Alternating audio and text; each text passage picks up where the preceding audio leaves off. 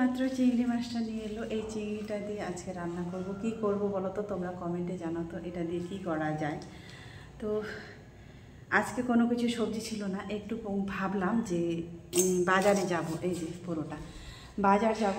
তো রাজিয়া ততক্ষণে হচ্ছে টিউশনে গিয়েছিল, তো না আসলে তো আমি যেতে পারবো না। তারপর দেখলাম যে না, এটা নিয়ে আসলো।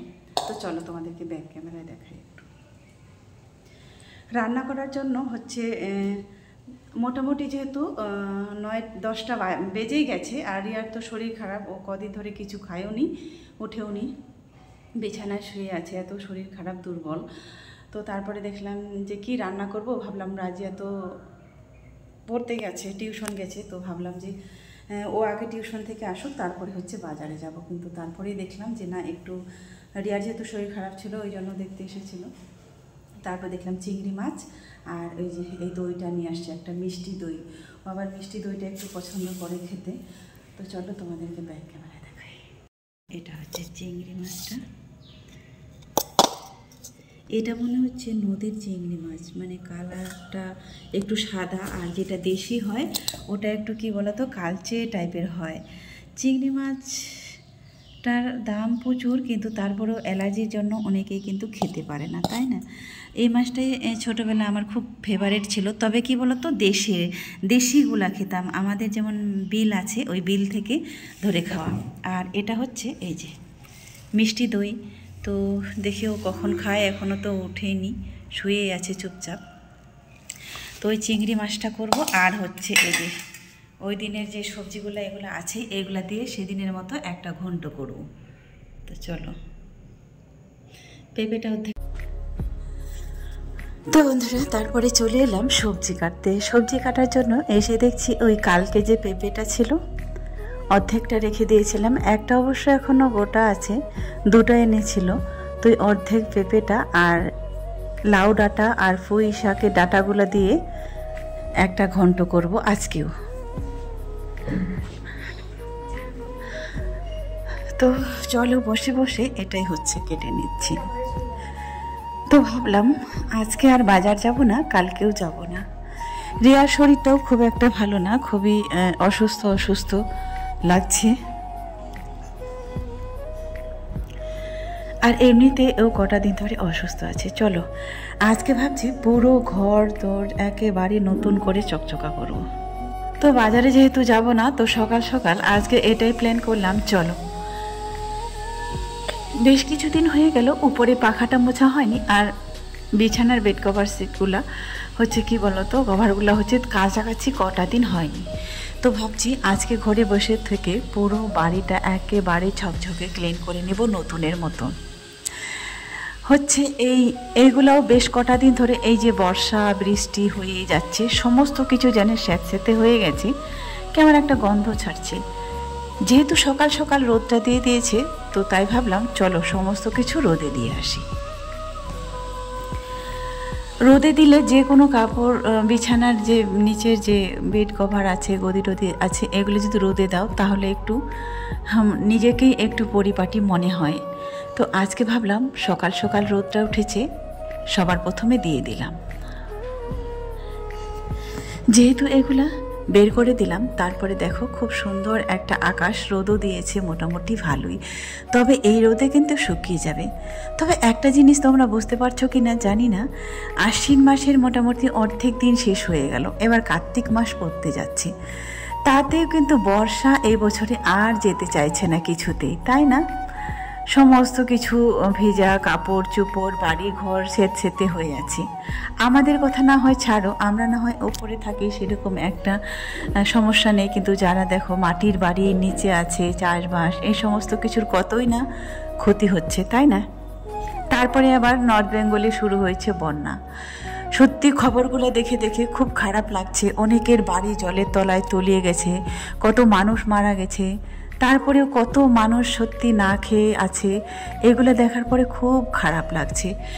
আর যেহেতু সোশ্যাল মিডিয়ায় আছি, ফেসবুক খুললেই সেগুলোই দেখা যায়, ইউটিউব খুললেই ওই দৃশ্যগুলোই চোখের উপরে ভাসতে থাকে। তো চলো এবার রাজিয়াকে বললাম, ও বলছে ও উপরে উঠতে পারবে না। তার থেকে কাউকে না বলার থেকে নিজে করাই অনেকটাই যথেষ্ট। তাই ভাবলাম আমি নিজেই চলে যাই। কারো কাজ আমার একবার পছন্দ হয় না, যে কোনো কাজই হোক না কেন। সত্যি কথা বলতে আমার নিজের কাজেই আমার পছন্দ হয়, কাউকে দিয়ে পছন্দ হয় না। সকালবেলা একবার ঝাড়ু দেওয়া হয়ে গেছে। এই প্ল্যানটা কিন্তু আগে ছিল না। যদি আগে ভাবতাম তাহলে কিন্তু সবার প্রথমে উঠে এই উপর থেকে ঝুল ঝাড়ুটা শুরু করে দিতাম। কটা দিন ধরে অবশ্য ভাবছিলাম যে উপরে মোটামুটি ভালোই ঝুল দেখা যাচ্ছে, ঝাড়তে হবে। তারপরে আর কি বলতো, দেখতে দেখতেই রেখে দিলাম, আর করলামও না কাজটা। তো চলো, নোংরাগুলো এখানে রেখে দিলাম। এদিকে আবার রান্নারও সময় হয়ে যাচ্ছে, আবার কাছাকাছিও আছে। তো চলো, রান্নাটা পরে করব, আগে ধোয়া কাচাটা হয়ে যাক। সমস্ত কাজ কমপ্লিট করে স্নান করে কাপড় নিয়ে চলে এসেছি ছাদে। এবার দেখি ছাদে এসে দেখি যে মোটামুটি ওই যে তারটা আছে ওটা মোটামুটি ফাঁকাই আছে, আর রোদটাও কি সুন্দর মিষ্টি দিয়েছে দেখো। তো ভাবলাম চলো সবার প্রথমে আগে কাপড়গুলার শুকাতে দিয়েছি, তারপরে নিচে এসে রান্নাটা করব। ততক্ষণে কিন্তু কাপড়গুলোও শুকিয়ে যাবে, যেহেতু ফাঁকা আছে। আসলে এই তারটা কিন্তু আমরা টাঙাইনি, ওরাই এই দোতলায় যে থাকে তারাই টাঙিয়েছে। আর এবার ওরা যদি দিয়ে দেয় তাহলে তো আমাকে টেনে নিতে হবে, তাই না? তো জোর করে তো দেওয়া যাবে না। আর আমি তোমাদেরকে অনেক দিন আগে বলেছিলাম একটা রশি এনে আমাকেও এখানে একটা ব্যবস্থা করতে হবে, কারণ শীতের দিনে এখন হচ্ছে ক্যাথা কম্বলও রোদে দিতে হবে মাঝে মাঝে। আর হয়তো ভেজা কাপড়ও ওই ব্যালকনিতে আর শুকাবে না। তো এখনও কথাটা ভাবছি, কিন্তু তার আনা হয়নি, এবার কবে আনি দেখা যাক। আর এটা যদি ফাঁকা থাকে তাহলে তো এটাই দেব। তবে ওদের কিন্তু অনেক কাপড় হয়, ওরা রোজ মেলতে আসে। ফাঁকা মনে হয় সম্ভবত থাকবে না। এই কটা দিন তারা ছিল না, বাইরে গিয়েছিল, তাই হয়তো একটু তারটা ফাঁকা পেয়েছি। স্নানটা করে নিলে সবার প্রথমে কি হয়, একটু ফ্রেশ লাগে। কিন্তু কোনো দিন হয়তো আবার আগে যেটা আর কি আমি সুযোগ বুঝে কাজ করি, সুবিধা যেটা হয় সেটার দিকে আগে চলে যাই, তাই না? আমি হচ্ছি সুবিধাবাদী। কোনো দিন হয়তো দেখলাম সেরকম কোনো কাজ নেই, রান্নাটা করে নিলাম, রান্নাটা কমপ্লিট, ওদেরকে বলবো যে তোমরা ভাতটা খোলো, আমি স্নান করে আসি, এই তো এরকম হয়। আর আজকে যেমন, আজকে আবার আমার স্নান আগে হয়ে গেল, তারা হয়তো দুবনে কেউ করেনি। আমার হয়তো রান্নাবান্না করব নিচে নেমে, আর ওদেরকে বলবো যে যা স্নানটা করে আসো।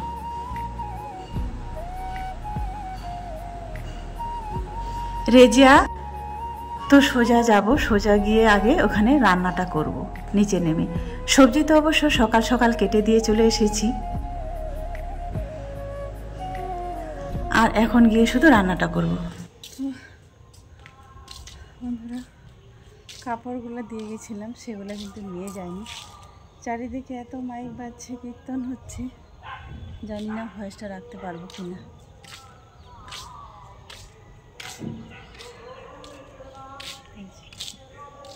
চলো কাপড়গুলো নিয়ে যাই।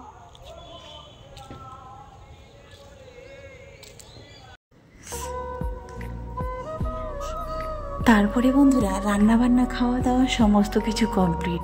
সেই রান্নাবান্না আজকে আর তোমাদেরকে দেখালাম না, ওই একটাই তরকারি করেছিলাম, সমস্ত কিছু মিলে একটা ঘন্ট। এখন কিন্তু সন্ধেবেলা খেয়ে দিয়ে একটু রেস্ট নিচ্ছিল সবাই মিলে। তারপরে চলে এলাম সন্ধেবেলায়, ঠিক সন্ধে না, এখন 5টা সাড়ে 5টা মতো বাজে, 5টাই বাজে। দেখলাম একটু করে মেঘটা গুড়গুড় গুড়গুড় করছে, মনে হয় বৃষ্টি আসবে। তাই ভাবলাম চলো আগে কাপড়গুলো তুলে নিয়ে আসি। তো বন্ধুরা, দুপুরে হচ্ছে তোমাদের আর রান্নাবান্না খাওয়া দাওয়া কিছুই দেখায়নি, কারণ কি বলতো, আজকে এমনিতে তো অনেক কাজ ছিল, সেগুলো তোমরা দেখতে পেয়েছো। তো সেই জন্য আর রান্নাবান্নাটা দেখালাম না। রান্না হয়েছিল হচ্ছে চিংড়ি মাছ আলু দিয়ে, আর হচ্ছে একটা ঘন্ট। সবজিগুলো কেটেছিলাম, লাউ ডাঁটা আর পেঁপে আলু দিয়ে একটা ঘন্ট, আর চিংড়ি আলু দিয়ে ভুনা ভুনা আর কি।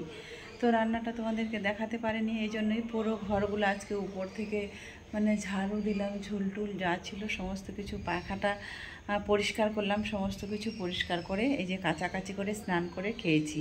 খেয়ে দিয়ে শুয়েছিলাম, তারপর শরীরটা যেন ভালো লাগছিল না, শুধু পুরো শরীরটা শুধু মানে খিচুনির মতো হচ্ছিল। তারপরে দেখলাম রিয়ার তো এমনিতেই শরীর খারাপ, আর দেখলাম যে সন্ধ্যা হয়ে যাচ্ছে, আকাশটা কেমন, তো কাপড়গুলো নিয়ে আসি। সন্ধ্যা হয়নি অবশ্য, এই 5টা বাজতে যাচ্ছে, সন্ধ্যায় বলতে গেলে আবার একটু মেঘটা আবার ডাকছে, তো ভাবলাম কাপড়গুলো যদি বৃষ্টি আসে তাহলে ভিজে যাবে, চলো কাপড়গুলো নিয়ে আসি। বিকেলে আর কারো পড়া নেই, রাজিয়ার তো সকালেই ছিল আর রিয়ার তো নেই, যাবেই না, ওর তো শরীরটাই খারাপ। তো চলো কাপড়গুলো তুলে আসলাম, এখন হচ্ছে নিচের দিকে যাই, চলো একটা আবার পরে